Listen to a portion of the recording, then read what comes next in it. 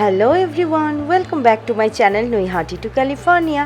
আর আমি শালমলি আজকে চলে এসেছি আরেকটা নতুন ব্লগ নিয়ে। আর হ্যাঁ, আজকের ভিডিওটা শুরু করছি একটু অন্যভাবে। এটা হলো কলকাতায় আমার আর অনিকের প্রথম ফ্ল্যাটের একটা ঝলক, যেটা তোমাদের সাথে শেয়ার করছি।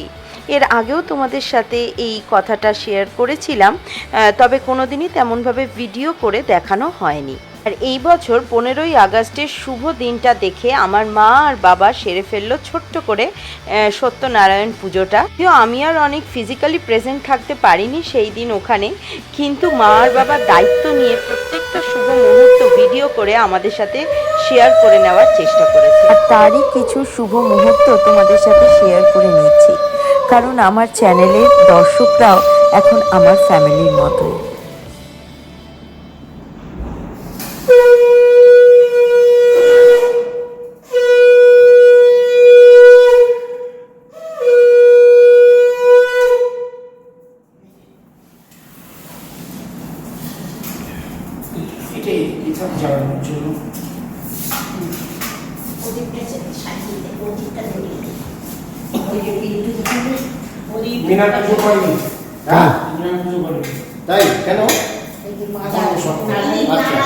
আসলে বাড়ি মানে তো আর ইট পাথর সিমেন্টের চারটে দেওয়াল নয়।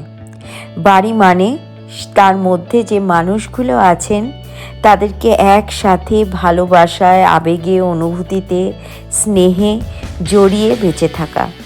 আর তাই সারাটা জীবন যে মানুষগুলো নিজেদের সন্তানের শুভ কামনা করে এসছেন, তাদের আনন্দগুলোকে নিজেদের আনন্দ করে তুলেছেন, তাদের মুখে আজকে হাসি ফোটাতে পেরে আমরা সত্যিই ধন্য। কারণ নিজের সন্তানদের ছোট ছোট সাকসেসগুলো সেলিব্রেট করার থেকে আনন্দের একজন মা বাবার কাছে আর কিছুই হতে পারে না।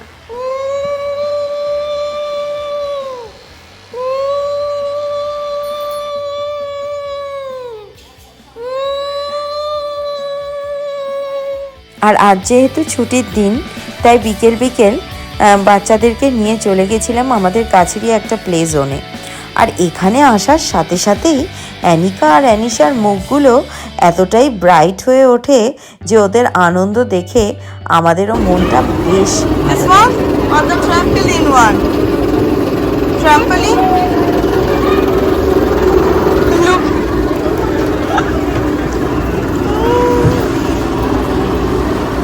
Are you excited? Yes!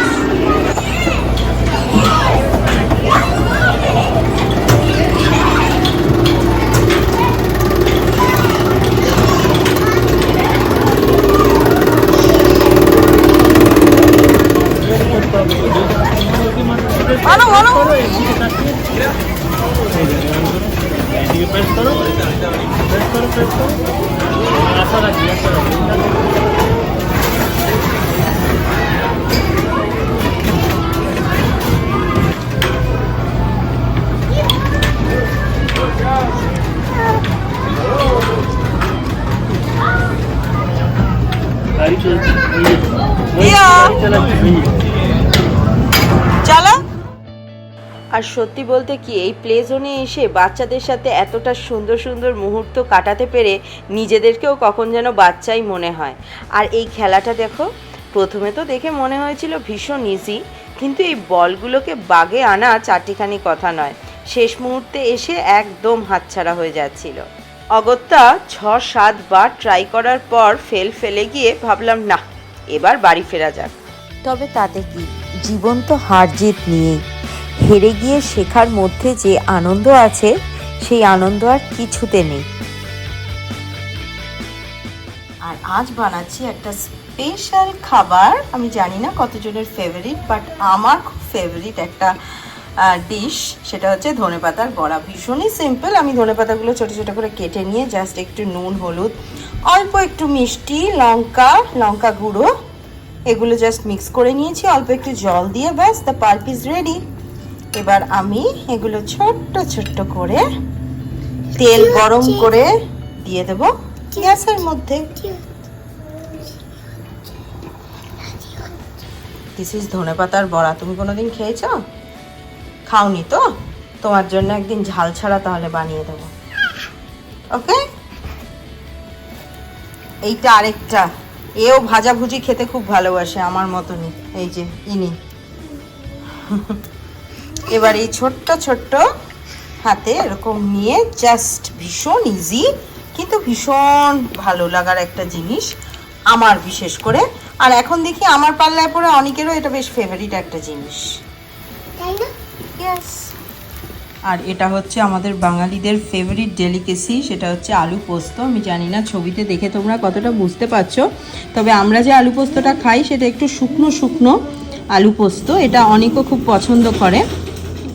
তো এইটা আমাদের অন্যতম ফেভারিট একটা মেনু, সাদা ভাতের সাথে আলু পোস্ত আর ধনেপাতার বড়া, আর কিছু লাগে না মোটামুটি বাঙালি বাড়িতে এই দুটো পদ যদি থাকে। এই সেই দোকান, এখানে এটা ইন্ডিয়া মার্কেট বলে, তো এখানে মাছ টাছ খুবই শুনেছি ভালো, কোনোদিন ট্রাই করিনি, তো আজকে দেখি কিনে কীরকম। তোমরা আগস্ট মানেই তো আমাদের দেশে বর্ষাকাল, কিন্তু এই মরশুমে আমাদের এখনো ইলিশ মাছ খেয়ে ওঠা হয়নি। আর যেহেতু আজ গৃহপ্রবেশের শুভ অনুষ্ঠান ছিল, তাই মা বলল আজকে মাছ খাওয়া ইজ আ মাস্ট, তাই চলে গেলাম আমরা। বেবি গোট লেগ, ইলিশ নিলাম আর চিকেন নিলাম। ব্যাগ ভর্তি বাজার আছে, একটু মিষ্টি দই টই থাকলে দেখতো দেখি। আর এই দোকানটায় যেহেতু আমরা প্রথমবার এসেছি, তাই আমি একটু ঘুরে এক্সপ্লোর করছিলাম। সব রকমের কাটা সবজি থেকে শুরু করে নারকোল কোড়া সব কিছুই পাওয়া যাচ্ছিল আমাদের সময় বাঁচানোর জন্য। ইলিশ মাছ যখন সর্ষের তেল ছাড়া হবে না, আমরা তো এমনিতে এক্সট্রা ভার্জিন অলিভ অয়েলটা খাই, কিন্তু নিশ্চয়ই আছে। আমি দেখছি, না এই তেল তো না। ও এইদিকেও তো ওদের সেকশন আছে। সর্ষের তেল ছাড়া ইলিশ মাছ ইনকমপ্লিট। চলো দেখি, এই দিকটা নিশ্চয়ই পাবো।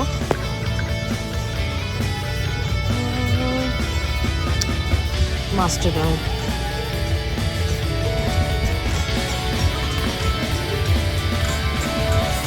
এই তো এদিকে।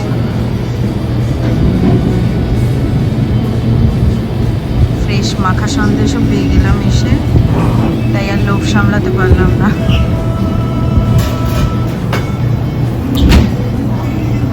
এগুলো কি মিষ্টি দই? হ্যাঁ মিষ্টি, এটা মাটির ঘাড়ের মিষ্টি দই আছে। আচ্ছা,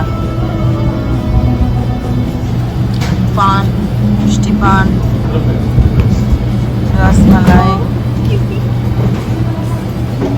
কি অর্ডার দেওয়া হয়েছিল? Mughlai, biryani, roll, fish fry আর মাখা সন্দেশ আবার আনলি। মাখা সন্দেশটা দেখিয়েছি আমি অলরেডি। এটা কি রোলটা আগে খুলছিস? রোলটা আগে খাচ্ছি। আমরা ওকে আবার একটা ললিপপ দিয়েছে। থ্যাংক ইউ বলেছো? হ্যাঁ বলিস। এটা এগ চিকেন রোল, তাই তো? স্ট্রিট সাইড কলকাতা, প্রত্যেকবারের মতনই, আলাদা করে কিছু বলার নেই। এদের খাবারটা মোটের উপরে কলকাতার সাথে কিছু হলেও মিল পাওয়া যায়, অ্যাট লিস্ট। হ্যাঁ যেতে যেতে খাই। চল যেতে যেতে খাই। And this is the fish cutlet.